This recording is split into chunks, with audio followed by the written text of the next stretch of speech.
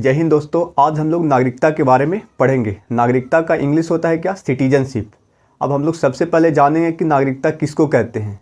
तो हम लोग जिस देश में रहते हैं उस देश में एक विशेष अधिकार दिया जाता है, उसी को क्या बोला जाता है? नागरिकता। और नागरिकता होने का हम लोग का पहचान क्या है? आधार कार्ड, वोटर आईडी कार्ड और क्या है? Pan card. भारत में हर देश का अलग अलग पहचान है। ऐसा नहीं है कि अमेरिका में भी वोटर आईडी और पैन कार्ड ही नागरिकता का एक मूल पहचान होगा। तो वही बोल रहा है कि नागरिकता का पहचान क्या है भारत में? आधार कार्ड है, वोटर आईडी और क्या है? Pan card. उसके बाद है कि भारत में जो नागरिकता है वह एक हरी नागरिकता है। भारत में किस तरह की नागरिकता है? एक हरी नागरिकता है। एक हरी नागरिकता। एक हरी के मतलब कि भारत में एक ही नागरिकता दिया जाता है। हम लोग भारत के नागरिक हैं। हम लोग हर स्टेट का एक निवासी हैं, चाहे जहाँ पर भी भारत में रहते हैं उस भारत के हम लोग निवासी हैं, लेकिन हम लोग को नागरिकता कहाँ का दिया जाता है? भारत का। उसके बाद बोला है कि जो नागरिकता शब्द है वो कहाँ से लाया गया है? इंग्लैंड से। कहाँ से लाया गया है? इंग्लैंड से। उसके बाद नागरिकता में पहली बार जो संशोधन हुआ है वो 1986 में हुआ है। कब हुआ है? 1986 में। हाँ, तो भारत में कैसा नागरिकता है? एक हरी। लेकिन वही अमेरिका देश में क्या है? दोहरी नागरिकता है। क्या है? दोहरी। दोहरी के मतलब होता है कि आपको सेंट्रल सरकार भी नागरिकता देगी और उसके बाद स्टेट सरकार भी देगी। लेकिन जहाँ पे एक हरी नागरिकता है वहाँ पे केवल सेंट्रल सरकार देती है, स्टेट सरकार कोई यहाँ का नागरिकता नहीं देता है। जैसे हम लोग का अगर आधार कार्ड भी बनता है तो आधार कार्ड पूरा भारत के लिए है। अगर वोटर आई है तो ऐसा नहीं है कि आप केवल सेंट्रल सरकार के चुनाव में ही वोटर आई का प्रयोग करेंगे। आप विधानसभा का चुनाव है, चाहे पंचायती चुनाव हो, चाहे सेंट्रल सरकार का चुनाव हो, आप सभी में वोटर आईडी का यूज कर सकते हैं। उसी तरह से पैन कार्ड का भी काम है। पैन कार्ड आपको पूरा भारत में चलेगा। तो वही है। उसके बाद एक हरी मतलब एकल नागरिकता। ये जो नागरिकता शब्द आया है कहाँ से आया है? इंग्लैंड से। उसके बाद नागरिकता में पहली बार संशोधन कब किया गया है? 1986 में किया गया है। कब किया गया है? 1986। अब हम लोग यहाँ देखेंगे कि जो नागरिकता जो शब्द है हम लोग का, जो नागरिकता चैप्टर है, इसमें भाग संविधान के भाग कितना में है? 2 में है। उसके बाद यहाँ पे बोल रहा है कि इसका आर्टिकल कितना से कितना है? 5 से 11 है। अब जो आर्टिकल 5 है उसमें क्या बोल रहा है? उसमें बोल रहा है कि संविधान प्रारंभ में दी गई नागरिकता, यानी कि संविधान के प्रारंभ में नागरिकता यहाँ पे बोल रहा है कि अर्थात संविधान बना तो उन सभी लोगों को नागरिकता दी गई जो उस समय भारत के अंदर थे। यानी संविधान जब बना उस समय सभी को नागरिकता दिया गया जो भारत के अंदर थे, चाहे वो पाकिस्तान से भारत आए हों या भारत से पाकिस्तान चल गए हों, उसके बाद फिर दोबारा आ गए हैं, तो उस कंडीशन में उसको क्या मिल गया? नागरिकता मिल गया। तो वही बोल रहा है कि संविधान बना तो उन सभी लोगों को नागरिकता दी गई जो उस समय भारत के अंदर थे। उसके बाद बोल रहा है कि आर्टिकल 6 है, उसमें बोल रहा है कि पाकिस्तान से भारत में आए लोगों को नागरिकता। जैसे जब भारत दो हिस्सा में बटा था तो उस समय बहुत ऐसे लोग थे जो पाकिस्तान नहीं रहना चाहते थे, वह भारत में रहना चाहते थे। तो वह पाकिस्तान से कहाँ आ गए? भारत। तो उनको भी क्या दिया गया? नागरिकता दिया गया।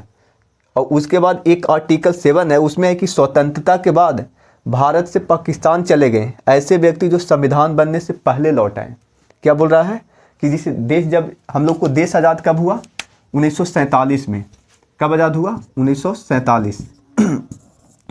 अब संविधान बनने में देश का 2 बरस 11 महीना 18 दिन लग गया। कितना लग गया?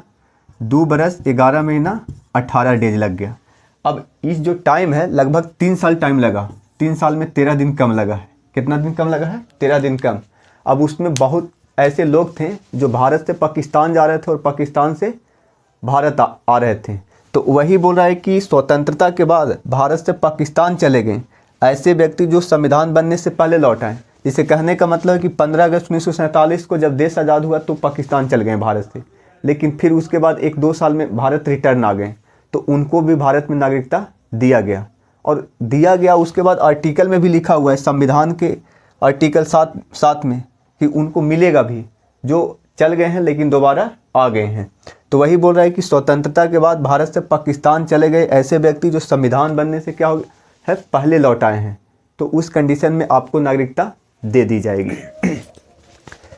अब हम लोग आर्टिकल 8 देखेंगे। आर्टिकल 8 में लिखा हुआ है कि विदेश भ्रमण एवं नौकरी करने पर भारत की नागरिकता क्या होगी? समाप्त नहीं होगी। कहने का मतलब है कि अगर आप विदेश भ्रमण, उसके बाद अगर आप नौकरी करने अगर कहीं दूसरे देश में चल जा रहे हैं, भारत से अलग कंट्री में, जैसे अमेरिका चल गए या उसके बाद सऊदी अरब चल गए, तो उस स्थिति में आपको नागरिकता समाप्त नहीं होगी। उसके बाद है कि आर्टिकल 9 में है, विदेशी नागरिकता लेने पर भारत की नागरिकता समाप्त कर दी जाएगी।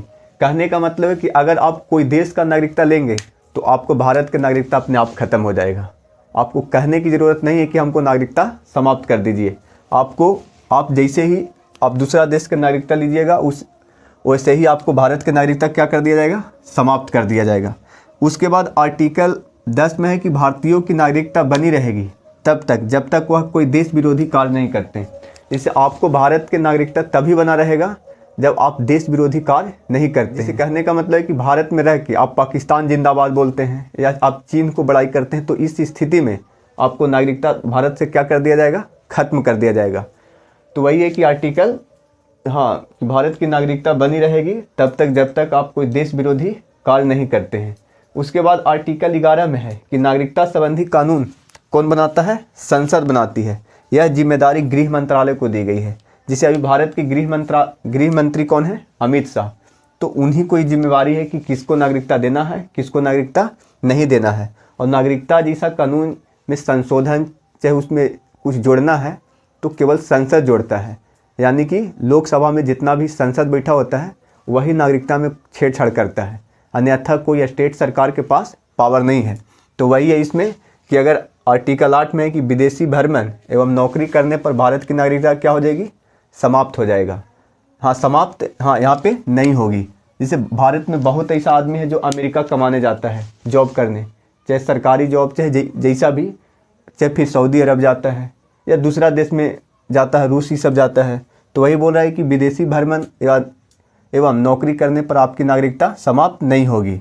बहुत आदमी जो भ्रमण करने जाता है घूमने के हिसाब से, पर्यटक के रूप में, टूरिज्म के रूप में जाता है, उसके बाद बोल रहा है कि विदेशी नागरिकता लेने पर भारत की नागरिकता समाप्त कर दी जाएगी। आप जैसे ही दूसरा देश का नागरिकता लीजिएगा वैसे ही आपको समाप्त हो जाएगा। तो इस तरह से नागरिकता जो आर्टिकल 5 से 11 था उसको पढ़े। आगे हम लोग अगले क्लास में पढ़ेंगे इसी टॉपिक को। धन्यवाद।